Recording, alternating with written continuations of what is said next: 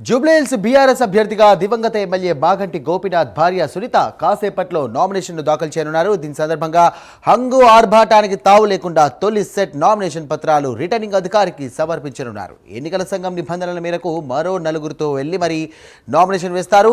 ఇక BRS party అధినేత KCR సునీతకు be ఫామ్ను అందజేశారు. ఇక ఎన్నికల ఖర్చు కోసం పార్టీ తరపున సునీతకు 40 లక్షల రూపాయల చెక్కును కూడా అందజేశారు.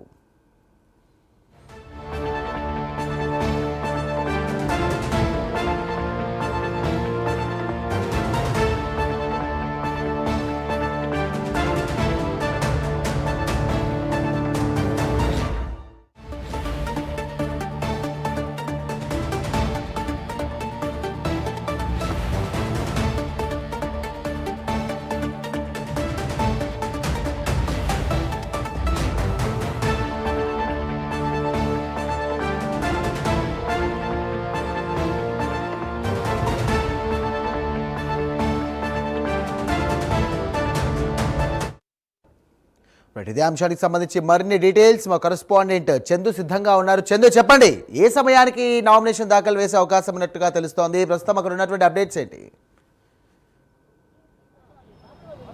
ప్రస్తుతం మనం షేక్పేట ఎంఆర్ఓ ఆఫీస్ దగ్గర ఉన్నాం. ప్రస్తుతం మా బీఆర్ఎస్ పార్టీ అభ్యర్థి మాగంటి సునీత, అదేవిధంగా కేటీఆర్, పద్మారావు, ఇతర నేతలందరూ కూడా ఇప్పుడే షేక్పేట ఎంఆర్ఓ కార్యాలయం లోపలికి వెళ్తూ ఉన్నారు. ఆమెతో పాటు 5 మాత్రమే అనుమతి ఉన్నది లోపలికి. వాళ్ళందరూ 5 మాత్రమే లోపలికి అనుమతిస్తామని కూడా పోలీసులు చెప్తా ఉన్నారు. ముఖ్యంగా లోపలికి వెళ్ళి నామినేషన్ కూడా దాఖలు చేయబోతున్నారు. ముఖ్యంగా 2 సెట్ల నామినేషన్ కూడా ఈరోజు దాఖలు చేయబోతున్నట్టుగా కూడా తెలుస్తుంది. ప్రస్తుతం కేటీఆర్, అదేవిధంగా తలసాని శ్రీనివాస్ యాదవ్, అదేవిధంగా రావుల శ్రీధర్ రెడ్డి, అదేవిధంగా మిగతా నేతలు కూడా ప్రస్తుతం అయితే లోపలికి వెళ్ళారు. నామినేషన్ దాఖలు చేయడానికి అయితే వాళ్ళు బయలుదేరి లోపలికి వెళ్ళారు.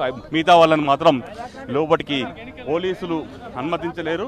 2 సెట్ల నామినేషన్ దాఖలు చేసిన తర్వాత మళ్ళీ బయటకి వచ్చిన తర్వాత మళ్ళీ మీడియాతో మాట్లాడేటువంటి అవకాశం అయితే మనకు ముఖ్యంగా చూసినట్టయితే ఈరోజు తొలిసారి అంటే ఇప్పటికే బీఆర్ఎస్ పార్టీ మొదటి నామినేషన్ దాఖలు చేసింది చెప్పవచ్చు. ఎందుకంటే ఇప్పటికే కాంగ్రెస్ పార్టీ అభ్యర్థిని ప్రకటించినప్పటికీ కూడా వాళ్ళు ఏ తేదీన నామినేషన్ వేసేది అనేది మాత్రం ఇప్పటివరకు ప్రకటించలేదు. మరోవైపు బీజేపీ అయితే అభ్యర్థిని ఖరారు చేయనటువంటి పరిస్థితి అయితే మనం చూసాం. ఈరోజు మాగంటి సునీత అయితే నామినేషన్ దాఖలు చేయబోతున్నారు. ప్రస్తుతం అయితే మనం చూడవచ్చు, ఇప్పటికే ఆమె ఉదయం జూబ్లీహిల్స్ పెద్దమ్మ గుడికి వెళ్ళారు. మాగంటి కుటుంబ సభ్యులంతా కూడా అక్కడ ప్రత్యేక దర్శనం చేసుకున్న తర్వాత అక్కడి నుంచి బయలుదేరి తెలంగాణ భవన్కు వాళ్ళు చేరుకున్నారు. తెలంగాణ భవన్లో కేటీఆర్తో కలిసి కూడా వాళ్ళంతా కూడా షేక్పేట ఎంఆర్ఓ కార్యాలయానికి అయితే చేరారు. ముఖ్యంగా నామినేషన్ వేసే దాంట్లో ఇటీవల బొరబండలో ఆత్మహత్య చేసుకొని చనిపోయిన సర్దార్ సతీమణి ఆమె కూడా ఈ నామినేషన్ కార్యక్రమానికి హాజరయ్యారు. ప్రధానంగా చూసినట్టయితే బీఆర్ఎస్ పార్టీ చాలా కొంత వ్యూహాత్మకంగానే ఈ ఎన్నికల్లో తన అభ్యర్థిని నిలిపింది. అదేవిధంగా కొంత నామినేషన్ వేసే కార్యక్రమం వ్యూహాత్మకతనే పాటించినట్టు మనకు స్పష్టంగా అర్థమవుతుంది. ఎందుకంటే బీఆర్ఎస్ పార్టీ మొదటి నుంచి కూడా చాలా వ్యూహాత్మకంగా ముందుకెళ్తా ఉంది.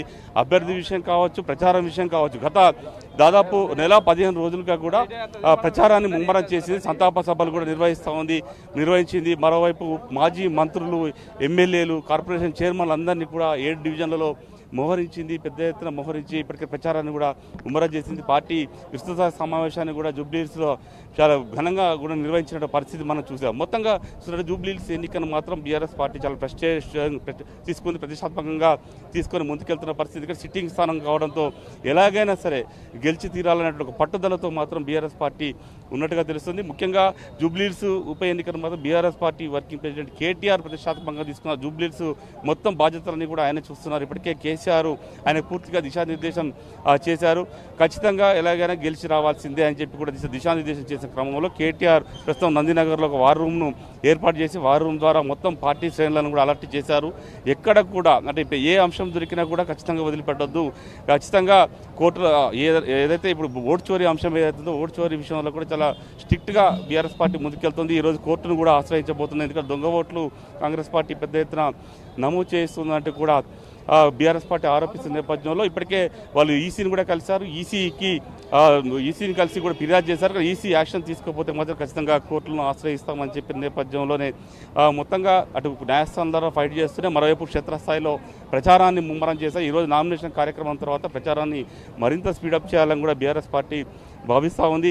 ఈ క్రమంలోనే అంటే దగ్గరుండి అన్ని అంటే నామినేషన్ సంబంధించినటువంటి అంశంలో కూడా కేటీఆర్ ప్రతిదీ క్షుణ్ణంగా అబ్జర్వ్ చేస్తున్నారు. ఎందుకంటే ఎక్కడ ఎలాంటి తప్పు దొరకకుండా నామినేషన్ పత్రాలన్నీ కూడా ముందుగానే ప్రిపరేషన్ చేసి ఈరోజు నామినేషన్ కార్యక్రమానికి వచ్చిన పరిస్థితి. ఇప్పుడే ప్రస్తుతం లోపలికి బీఆర్ఎస్ అభ్యర్థి మాగంటి సునీతతో పాటు కేటీఆర్, తలసాని శ్రీనివాస్ యాదవ్, పద్మారావుతో పాటు మిగతా కొంతమంది నేతలు అయితే లోపలికి వెళ్ళారు. నామినేషన్ పత్రాలు సమర్పించిన తర్వాత బయటకు వస్తారు. ఈ నెల 19వ తారీఖు నాడు నియోజకవర్గంలో భారీ ర్యాలీలకు కూడా ప్లాన్ చేశారు. ఆ ర్యాలీలలో అటు కేటీఆర్, హరీష్ రావుతో పాటు ముఖ్య నేతలను కూడా పాల్గొంటారు. మొత్తం 7 డివిజన్లలో కూడా భారీ ర్యాలీలు కూడా జరగబోతున్నాయి. మొత్తంగా చూసినట్టయితే మరి కాసేపట్లోనే నామినేషన్ వేసిన తర్వాత వాళ్ళతో కూడా బయటికి వచ్చి మీడియాతో మాట్లాడేటువంటి అవకాశం ఉంది. Sairam. Right, thank you Chandu.